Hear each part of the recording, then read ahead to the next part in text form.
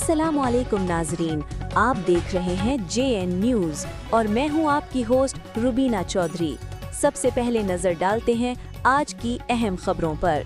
खबर शामिल करते हैं शहदादपुर से सैयद उस्मान अली की रिपोर्ट के मुताबिक पाकिस्तान एसोसिएशन ऑफ ब्लाइंड के ज़रिए एहतमाम पहली बार आगाही प्रोग्राम का इनेकाद नाबीना अफराद को नज़रअंदाज करने के बजाय उनकी हौसला अफजाई की जाए। मुकर्रीरीन का खिताब। शहदादपुर की तारीख में पहली बार पाकिस्तान एसोसिएशन ऑफ ब्लाइंड जिला सांगड़ की जानब से नाबीना अफराद के हकूक़ और समाजी शऊर के हवाले से एक प्रोग्राम पुरवकार आगाही प्रोग्राम मुनाकिद किया गया।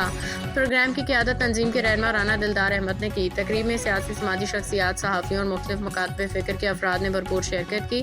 शरका में GDA रहनुमा मोहसिन वसान, एडवोकेट तारिक महमूद राई, मैडम रफ़िया केलानी, अहमद खान कंबर, आर्किटेक्ट मोहम्मद अनवर राजपूत, सदर प्रेस क्लब शहदादपुर अरशाद बुखारी, सदर प्रेस क्लब टंडो आदम राना मुख्तार अहमद, PAB के general secretary Abdul Karim, doctor नियाज चनर, सीनियर सहाफ़ी आजिज़ मंगी और ग्रीन फाउंडेशन के बानी नूर सिंधी समेत जिला भर में नबीना अफराद की बड़ी तादाद शामिल थी। इस मौका पर मुकर्रीरीन ने खिताब करते हुए कहा कि मज़ूर अफराद मुआशरे का अहम हिस्सा हैं और ना किसी भी सूरत नज़रअंदाज नहीं किया जा सकता।